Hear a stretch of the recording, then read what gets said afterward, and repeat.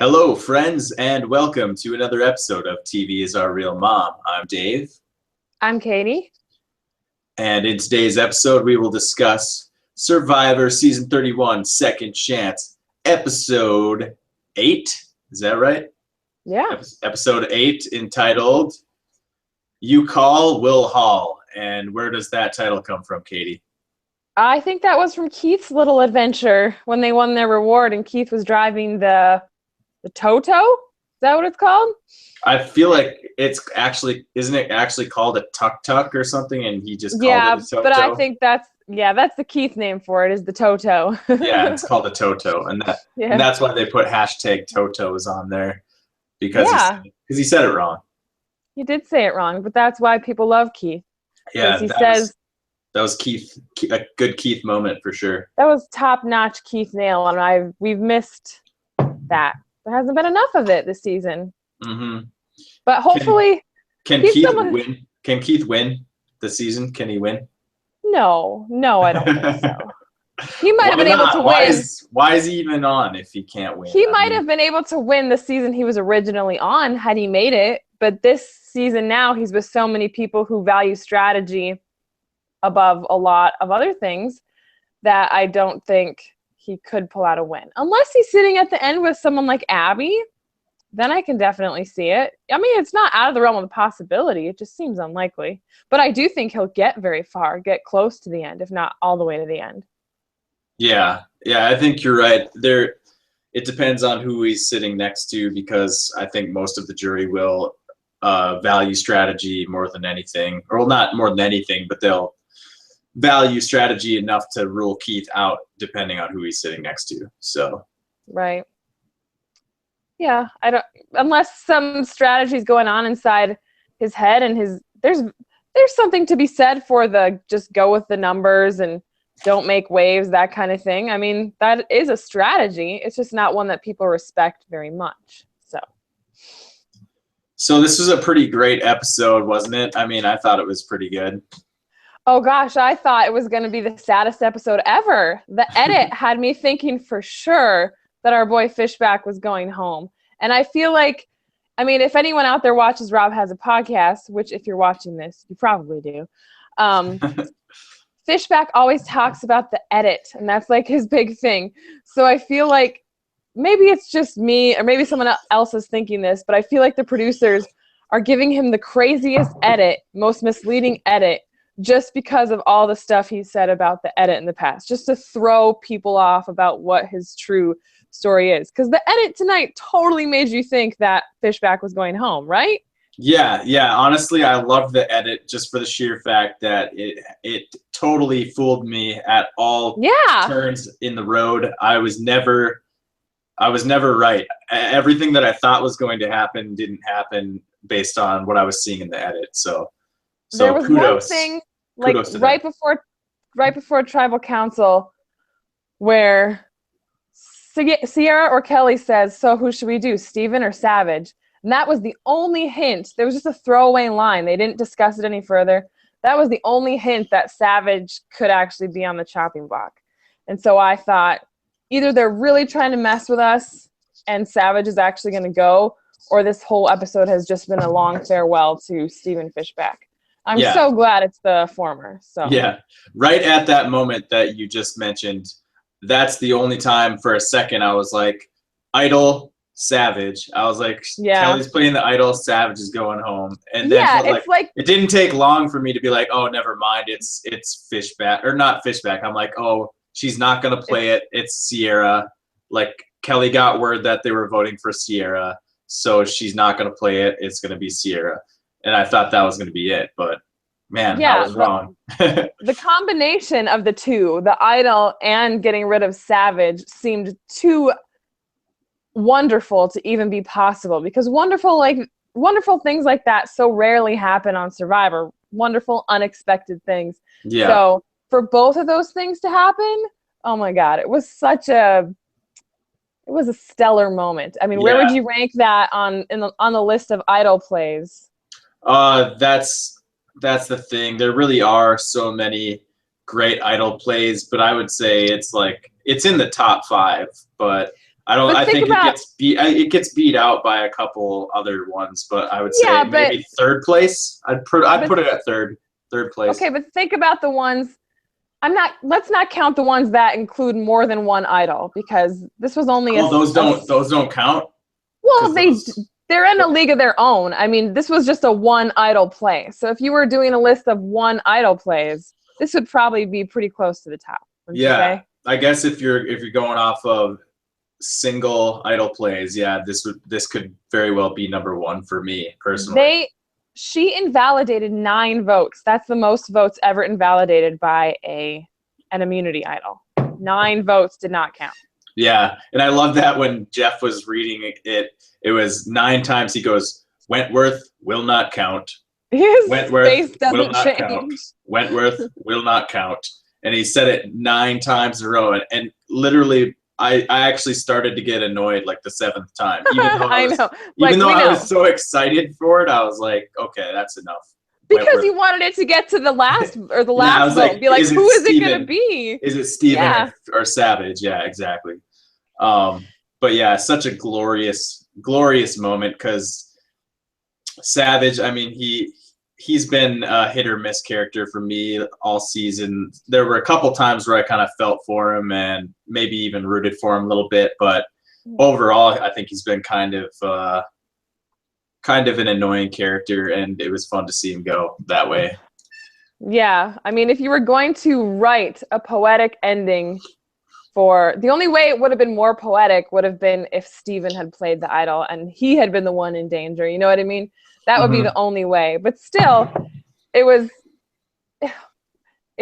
really nice to see someone who was so high on himself and so considered himself so morally superior to all these people, these disgusting liars, which he lied to Spencer's face not 2 episodes ago. So let's not forget that. Yeah. And that's what game this is.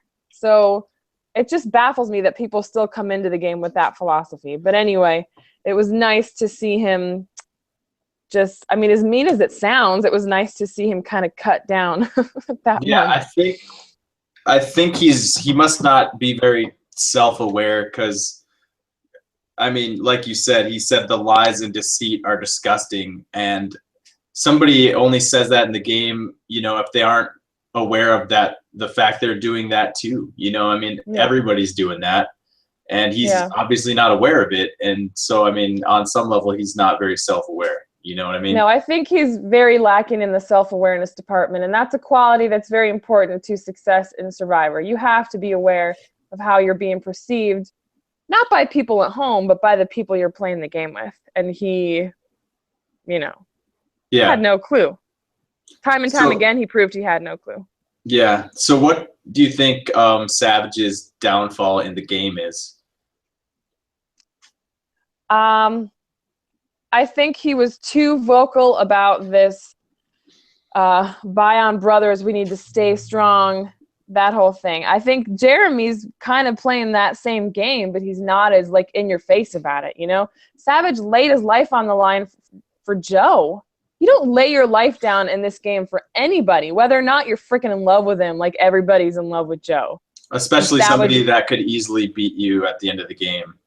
Yeah, I mean, he had a misguided perception of what you're supposed to do in this game. You don't sacrifice your life for others in Survivor. You do that when you're in war or, for your family. You don't do that on Survivor. If that's why you're coming on the show, then stay at home and let somebody who knows how to play or, is willing to, do those kinds of things. So I just think he had the wrong mentality. That's probably his mentality in life, too. And you got to have those people in the mix too, I guess. But yeah, I would say overall you're spot on with that's kind of where Savage is not cut out for the game. But I do want to touch on something that Rob C was actually talking about this the day before the episode aired in his podcast. And I feel like this totally nailed it on the head as far as what came back to bite him. He was talking about how in management, if you have to manage a group of people, the best managers of the best corporations, they always make the people from top to bottom, they make everybody feel included, necessary, and all part of the vision, all part of the goal. He doesn't just go to the top people and say, hey, you know, you're doing a good job. He checks in with every single one, all the way down to the one who's on the very bottom, and makes sure they feel safe and that they feel like they're part of something. Yeah. And I feel like that's what Savage neglected to do all season, was check in with the bottom liars in the alliance. He kind of just made it very clear who was important to him within the alliance, and that made it very easy for the people on the bottom to sort of go against him when other people needed those bottom liars for numbers. So yeah, and you can even go to the tribal council for evidence of that. I mean, he basically asked Steven and Savage the same question about those girls on the bottom, and Savage just outright said, yeah, they're on the bottom. I don't remember exactly what he said, but he made no bones about it. They were on the bottom. Whereas Steven said, this isn't, what did he say? This is not hierarchical. There's not a hierarchy here. Yeah. There are, like, I mean, in his very Fishbackian way, he was able to evade that question in a way that still satisfied Probst, which apparently is, you know, what you need to do when you're at tribal council. Yeah, I guess. Yeah, I felt like Fishbach's answer there was, I feel like it's kind of true of this season, but I don't think there is anything new happening here in Survivor that hasn't happened before. I mean, that's kind of, he tried to make it sound like this season is so dramatically different, but it's, I mean, is it really? What do you think of that? You know, it's, you know, there's definitely been seasons where people have jumped and it hasn't just been alliances taking the opposition out, thank God, because if that's all Survivor was, it wouldn't still be on. But exactly, yeah. I do think there's validity in, because we talked about it just a couple weeks ago before the merge. We're like, this is all over the place. We don't know who's going to be with who, because there's so many sub-alliances because of all the tribe swaps and different relationships that were formed. You don't really know who's with who. It's becoming clearer that Jeremy and Steven and Kimmy, and I guess Kimmy wasn't really mentioned, but I think she's pretty high up in there. Yeah. And then Tasha. And apparently Joe was in there. I'm so confused about Joe's position, and I'm just mad that he's still there. So, but anyway, I think Joe is expendable to that core Bion group.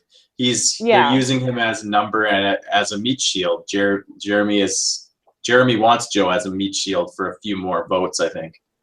Well, think about this. He lost one side of his meat shield. Savage is gone.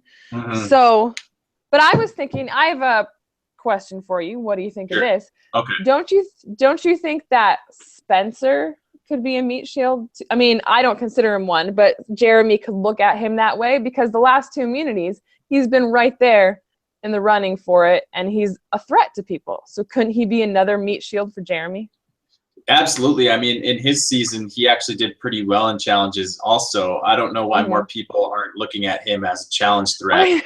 I know they already see him as a strategic threat, and that's one thing, but he is also a challenge threat. So he's a double threat, maybe even a triple, quadruple threat, you know? So I don't know why more people aren't thinking, I don't know why Jeremy isn't thinking, hey, here's another guy I can use in that way. Well, maybe he is. When they were debating the decision of, because Savage was really pushing for Fish to go, but Spencer and Jeremy were both like, you know, it's probably not the right time.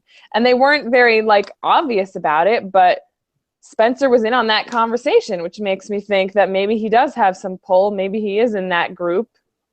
I mean, he's definitely not in the top 5 according to Sierra or whoever was talking about that. I don't remember. Mm-hmm. But he's has some pull, and I think he and Jeremy might be closer than they've actually let on at this point. What do you think? Yeah, I think it goes back to that segment they showed where Spencer talks to Jeremy and tries to, like, share his little girlfriend story to open up Jeremy and be more of a human being. And I think there was a reason they put that in there, is because that's when Spencer formed a little bond with Jeremy, and that's been affecting the game, I think, since then. Yeah, you're right. That was a few episodes ago now, but they put it in there for a reason. And I think the Spencer Jeremy relationship is going to be one that might last a while. At least a few more votes, I think. But I guess we'll see. Yep. Tough to say. I don't know. So here's my question, and this is everyone's main question after this episode. Last week, it comes down to Cass and Sierra. And everyone's saying, oh, Cass might have an idol. Cass, of all people, could possibly have an idol. So they split the votes. Yeah. This week, Wentworth couldn't possibly have an idol. Let's not mention the fact that Wentworth is far more, no offense to Cass, but she's younger. She's more physically fit. She's sneaky. But maybe they don't know that about her. They don't know she's sneaky. But she's there. They think Cass is sneaky. You should assume that everyone could have an idol, don't you think?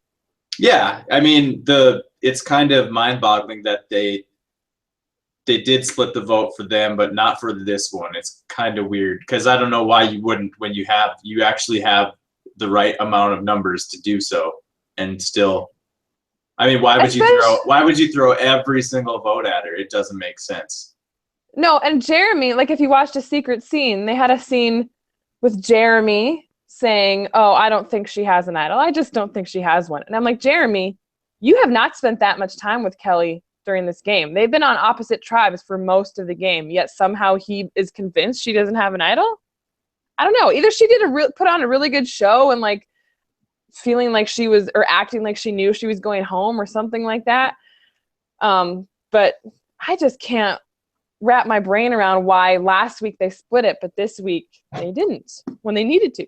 Yeah, they knew that. It's a little suspicious. It makes me a little suspicious of production getting involved, which I hope that's not true. I really hope that's not true. Well, do you think, I'm sure Wentworth was at least tipped off by someone that it was her, but I don't know how that plays into all of them putting their votes on her. Yeah, I guess now that I think of it, what could production do to convince them all to vote? You can't just be like, hey, you're all voting one person, you're not splitting the vote. You can't just tell them how to vote. So they were probably watching the scenes of both Tasha and Jeremy did confessionals of, oh, she doesn't have it. They were probably watching oh my God, this is going to be amazing. Yeah, that's true. There's nothing, I guess, now that we're talking about it, there isn't really anything production could do to get them to vote other than forcing their hand, and I don't think they would do that. So yeah, I don't think production on Survivor has as much of a role to play in perhaps swaying people as they do in Big Brother, where they have a whole week and they're called to the diary room all the time, and they do have time to mess with their heads. Yeah, that's true. So but I do think the people have been talking about it was probably Joe that filled Wentworth in on what was going down. So yeah, I think that makes a lot of sense. I don't know exactly how that conversation went down or what was said, but I think Joe gave Wentworth some idea that it was going to be her. Maybe because he had formed a bond with her and he was like, hey, I just want to be nice and let you know that it's you. But I guess Joe could be that dumb. Maybe he is that dumb.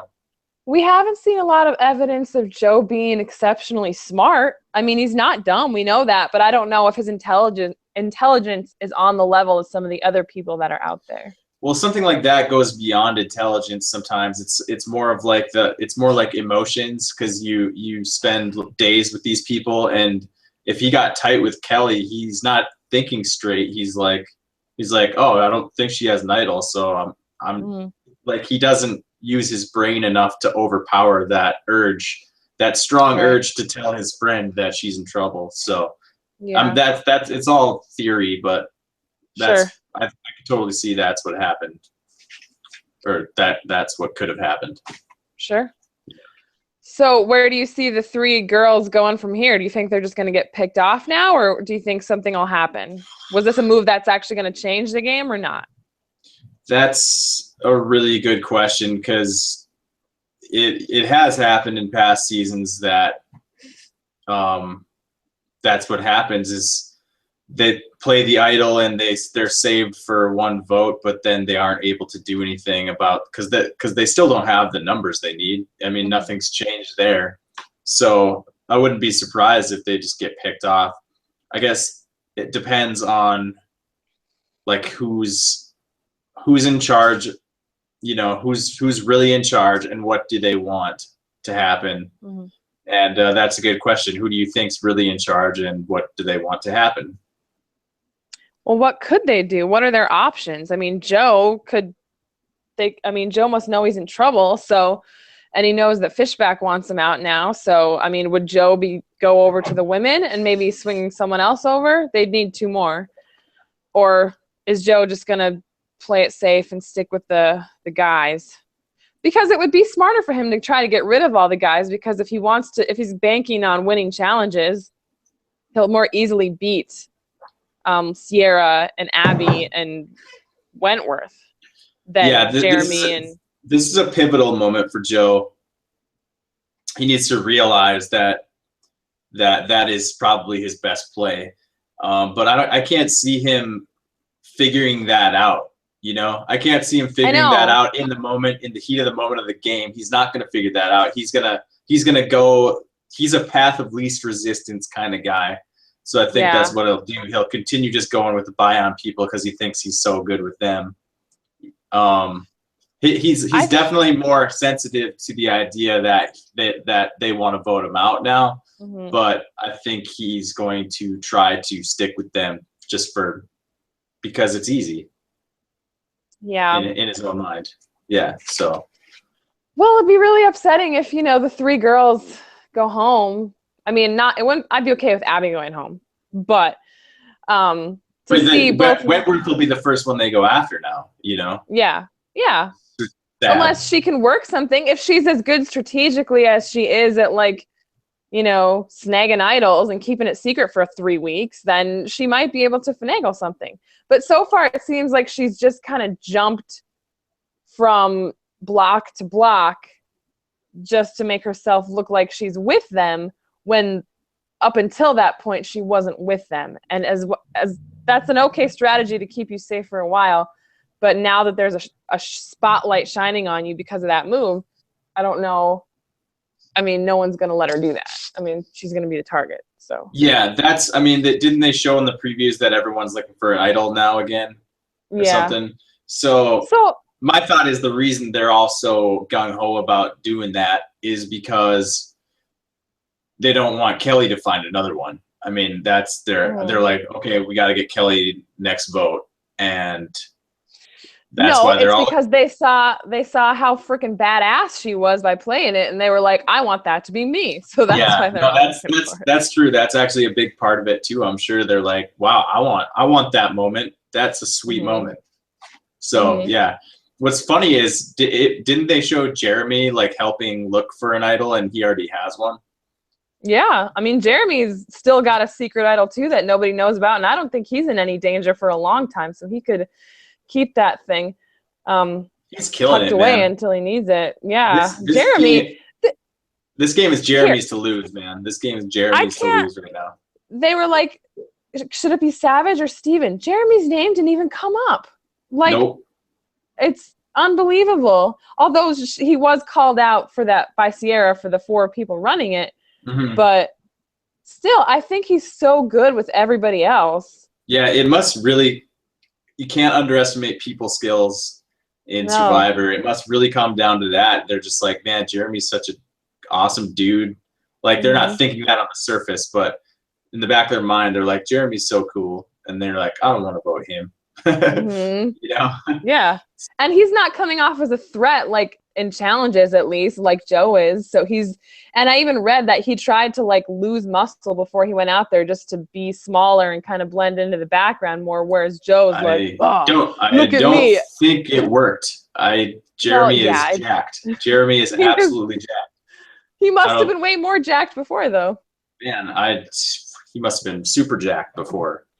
By the way, we had two challenges tonight and Joe won both of them. He still has not lost a challenge. That is crazy. And but he could do it. He could go all the way. Maybe he got good luck before the challenge when he slapped everyone's ass.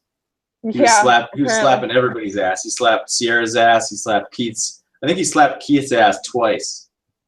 Well, who wouldn't, you know? Yeah, so there's that. It could be good luck. Maybe that's his secret. Maybe he does that every time before a challenge, and that's why he always wins.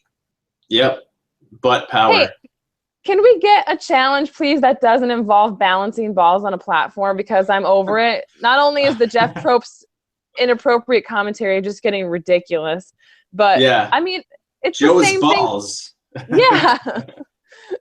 Meanwhile, Andrew Savage is getting excited thinking about Joe's balls, I'm sure. Yeah. Yeah, for sure. Oh, poor Savage. But yeah, it's like maybe they're trying to get Keith to knock Joe out of the game. I don't know. But I can't see production wanting Joe out of the game. I feel like Joe's the guy that everyone on production wants. They're like, come on, Joe. They like want him to win. Let's give production a little more credit. I'm sure there's people on production who are just as over Joe as we are. I haven't talked to anybody. I mean, our whole family watches Survivor. One of my friends watches Survivor, so I talk about it with a lot of people. Not one person is rooting for Joe. So either we're just a bunch of assholes, which is very possible. But it's very possible. I don't think there's I don't think it's a completely overwhelming consensus that everyone wants Joe to win. That's not that great for the game, to be honest. Yeah, I mean, depends on how he does it. If he can because it would be pretty boring if it was like 2 seasons in a row of a challenge beast just dominating every immunity challenge and that's who wins. That would be pretty boring. But if he somehow manages to like get through a couple of votes after not winning immunity based on his social game and maybe, you know, finding an idol. I mean, you got Mike Holloway did that too. I mean, he found idols as well. So or just one, I can't remember. I think it was just one. But you know, he if did Joe one does, and then yeah, so if Joe does something like that, it might not be as bad. But if he just like wins every immunity from now to the end, that would be really bad for this season. It could knock it down like many pegs. Well, doesn't there come a time when there's like memory challenges and that kind of stuff, you know? I mean, there's going to be wrenches thrown in there that, I mean, it's just luck. His luck's going to run out. Yeah. It might last longer this time than it did last time, but he did say also in a secret scene that last season when he would win immunity, he'd just sit back and relax and say, oh, I'm safe another week. This time, even though he wins, he's going around and making sure that his ducks are in a row and that he'd be safe even if he didn't have the necklace around his neck, which is really hard to say, but at least he's doing that. That's really good. I mean, way to go, Joe. I got to give him props because that's what he needs to be doing. I mean, if don't give him props. His whole life is props. Well, hey, you know, maybe at some point, like the dude is just that kick-ass where if you don't see it, you're just like not looking, you know? Yeah, that's true. So, he's a pretty positive guy. I mean, you can't hate on him for that. Like, just because he's positive, I would never. You know? I'm sure if I met Joe in real life, I would be under his spell like everybody else is. But when you're watching at home and you have people that you relate to more, like Spencer and Fishback, for us nerdy folk, those are the ones we relate to, you know? Yeah, for sure. Yeah, I get it. And then you see someone who just strolls through the game so seemingly easily, while these other two guys, it's just a struggle, you know? So it's hard to root for that. Yeah, let's talk a little bit about that Fishback moment of weakness he had after the reward challenge. Why did he take that so bad? Do you think he was just like really hungry? That's what I think. Coffee. You know, Steven lives in New York. You know, coffee's a big part of his life. The loss of coffee was probably detrimental to his psyche. Yeah, he's like, I really wanted that one. I really wanted that one. It was the coffee, for sure. But I also think he was worried about Joe, and Sierra and Kelly were the people he was thinking about pulling over. And here they are on a reward with Joe, who could, you know, he has some magic spell that he could just cast on them. And he did while they were out there. So I think it was a combination of things, and I don't think it's really hard for us to measure how hungry, and like if I hadn't had, anything but rice and fruit and water for 21 days and someone mentioned iced coffee and I didn't get to drink it, I would be a puddle of tears. So yeah, it's probably a combination of those things. Yeah. I don't drink coffee really, so I don't understand what it is, but I know people freak out without it, so I guess that makes sense. But there were also brownies, bagels I don't care about, but like brownies and other stuff, cookies. Yeah, for sure. What else should we talk about? Anything else we got to cover here? Yeah, I think we should address Sierra once again, protesting so loudly at tribal council that nobody's playing the game. Oh my God. Oh my God. I mean, like, when I was thinking back on the episode, like, after it happened, one of the only things I could remember about it, even though there was such an amazing, epic idol play and Savage got blasted out of the game, one of the things that just stuck in my head was Sierra, like, blabbing about just going off again, and it was so annoying. I don't understand. What is she doing? She is. I think she's pouting. I think she's like throwing a tantrum. She's mad that things are not going her way. And just because these people aren't making big moves doesn't mean they're not playing. There's 12 people in the game. It's kind of early for a big move, And she, I feel like she thought in her first game, she was too scared to make those big moves early. And so she's overcorrecting by like saying we need to all make big moves, but it does not behoove you to make a big move when you're in a solid spot. And she happens to be not in a solid spot, so she's gonna bitch and moan about it every single chance she gets at tribal council. However, I did have a theory that maybe she was thinking of one person in particular and thinking about Joe. What about? Maybe that whole thing was about Joe, because Joe came to them and he said, "Oh, we're going to get out Fish." And she was like, "Yes, that's a good move." And they were all very excited about it. But the minute Joe gets word that Fish isn't an option, he's like, "Oh, never mind. I'm going to vote you out." Whereas he could have maybe come up with something else. Yeah, that's true. He just kind of laid down and said, "Okay, never mind." Yeah. So maybe there are other options than just this or that. I mean, there's like 8 other options. You got 12 people in the game. I mean, anybody but you. And if it's not the 3 girls, that leaves, 8 other people. Yeah. So, I mean, I don't know why he didn't think there was any other options there, but because he's laser focused on Steven now, and just like Steven's laser focused on Joe. That's an interesting dynamic going on. I mean, I just can't imagine how tense that must be. Like, because they're both the kinds of guys who on the surface they're not gonna fight with each other on the surface. They're gonna be totally cool to each other's face, but underneath they're both like, we want to vote each other out. It's got to be really awkward. After the challenge, Fishback was like, "Wow, man, that was amazing. How'd you do that?" And it's like, dude, come on. Just there's that undercurrent of awkwardness, and like we want to vote each other out. Like we both know that. But I like that style. I feel like that's what you got to do. You have to try. Yeah. You have to try to pretend like everything's okay. Because to make camp life okay. Yeah, because it's a social game, and if you blow up, I mean, you could be signing your own, getting voted out just by blowing up, So. And I feel like Joe, even Jeremy's coming around to the Joe thing. I think that, once he loses, it's just going to naturally come up. I think Steven needs to back off it for a while. Don't bring up the plan until he's vulnerable and he doesn't have immunity around his neck, because otherwise it's just going to get you into trouble. Like, I don't think he realized that he was in trouble for this week's vote. Yeah, it sounded like he knew it was coming, but he didn't know it was coming this soon. So yeah, I agree that like it would have been best for Steven to just take it easy.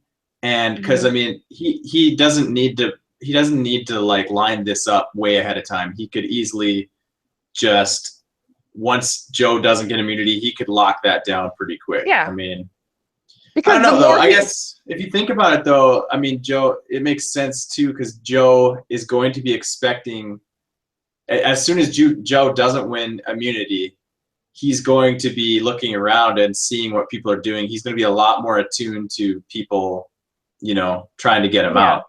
So I guess it does make sense maybe to try and get it lined up so you're ready to pull the trigger when it happens. But don't you think it's like a self-fulfilling prophecy? Like the more he wins, the more he makes that like a likelihood that as soon as he loses, they're going to get rid of him. And like now he's won 2, and so people are starting to think of it more.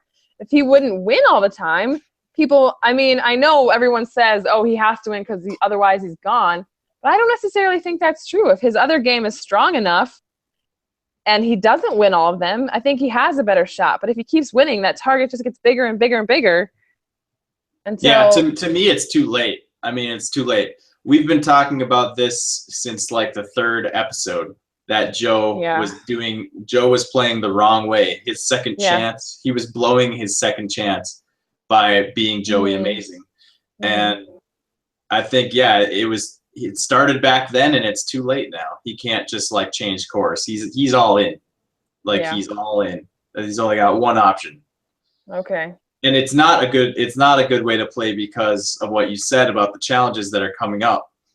One of them is going to be one where you have virtually no control over it. It's like all luck, and that's when fate is out of your hands, and you made yourself a target, so you screwed yourself.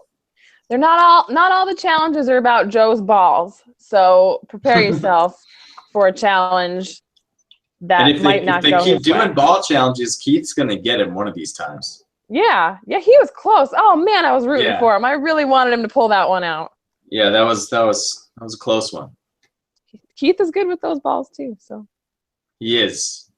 Speaking of balls, eyeballs.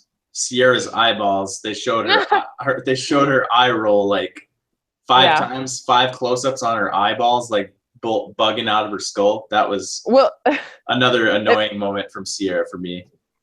Well, I was kind of doing the same thing every time Savage said something, so I understand why she was doing it, but she was just amped up. Yeah, it was just crazy, like how much they were showing that, and she was rolling them hard too. She was. That was some level 1 eye rolling. I don't even know if I could do that. Yeah. No, I can't. I mean, you have to actually be so pissed off and annoyed to actually bring on an eye roll like that. Like, you can't just do it. No. Yeah, you have to really, you have to really feel it, for sure. Yes. And she clearly did. Yeah, so anything else to talk about? I think we covered pretty much everything. Cool. All right, well, let's get into MVPs. I mean, it's hard not to pick Wentworth, right? Oh my God, I know. I mean, we could mutually both pick Wentworth and then pick another one, sub-level MVP. Yeah, let's do that. Wentworth gets the legit MVP, and then we'll give out a honorable mention. Mm-hmm. And who might that go to? Jeremy. I'm gonna give it Jeremy. Yeah, that's who I was gonna say. Yeah. Just for all he had to do was subtly say, I don't think it's the right time to take out Fish. And even Savage was like, okay, that's fine. Not to mention Savage. His motivations for doing so are pretty spot on. I mean, I think he really feels like Steven's loyal, and he really believes he can beat Steven in the end. And I, unfortunately for Steven, I think he probably could beat Steven in the end. It could be another JT Steven Fishback situation from Token Cheese. Oh, that would just break my little survivor heart. It would be heartbreaking, but I mean, Jeremy, sad. He's solid, man. You don't want to sit next to him. But what if it came down to the final 3? Oh, Steven wouldn't win a challenge against Jeremy. What am I talking about? Never mind. Also, I was just thinking too, if Fishback ends up voting Jeremy out, the way, he wanted. The way he wanted to do JT. If he's able to do that to Jeremy at like the Final Four or something like that, I don't know if he's able to win the jury votes because he looks like such an asshole. Really? But don't you think that's a feather in his cap, though? It might be. I mean, he has to do a really good job at the final tribal council speech. But his argument for that final tribal, if that's what happens, he's had that argument for 10 years. I mean, he knows how to say it. Yeah, it's the second chance argument. It's, hey, my first time, this is how I lost. I got a second chance, and I did it right. And I'm sorry, Jeremy, but God, Probst would eat that up. He would lick it up and just love it. If the producers can get anything out of them that deals with their second chance, it's gold. And as a viewer, I really want that to happen too, because I mean, you can't write this stuff, and that's what's so beautiful about it sometimes. Yeah. So yeah, cool. All right, cool. Predictions for next week. I mean, the preview was a little weird. There's obviously some advantage at a challenge. Like, is it an idol at a challenge? Is that the idol? They made it seem that way, but I don't think it's going to be an actual idol. I think it's going to be some sort of clue to the idol. Like, that was probably the reward challenge that they were at, don't you think? Oh, yeah, maybe. Yeah, maybe. And then there'll be an idol hidden at the immunity challenge, and that's the clue that they're going to get. But the immunity challenge is usually when they're all lined up individually, and that's how it was. Because usually the rewards... That's true. Rewards are group-oriented. Yeah. This early in the game, or in the merge. Yeah, I mean, go ahead. I was just going to say, I think Wentworth or Abby or Sierra will go home next week. Yeah, unfortunately, I think it's going to be Wentworth. Yeah. Unless she gets that advantage somehow, but people are they're not going to let her get it. No. But yeah, I'm with you. I'm going to say Wentworth goes home next week. Okay. Well, she earned her spot in Survivor Infamy, so what more can you do besides What about Joe, though? Maybe if Joe doesn't win, there's a possibility he goes too. So Joe is always a possibility. Or what about Fishback, too? Because, I mean, what if... No. Because Jeremy's going to protect him, you think? Well, think about this. Savage was the one wrinkle in the plan for getting rid of Joe, which was Steven's idea. Savage has now been taken out of the game by no doing of Jeremy. Like, he didn't have to get his hands dirty. So now he can go along with that plan and not have that roadblock, So I feel like now he's going to be more inclined to keep Steven around. Okay. Here's another thought about that challenge next week, too. What if the challenge involves staying on your platform, and that's how you win immunity? And then, so if you jump off to go get the thing, you lost immunity. Is that possible? I suppose anything's possible, especially this season. So basically, if someone like Kelly was like, there's no way I'm beating Joe in this immunity challenge, I'm going to go get that advantage. It would add a twist. So I don't know, just thought that'd be interesting to see. Yeah, that'd be cool. We'll see. We shall see, and we will discuss it next week on TV Is Our Real Mom. Thanks for watching, everybody. We'll see you next time. Have a good night. Goodbye.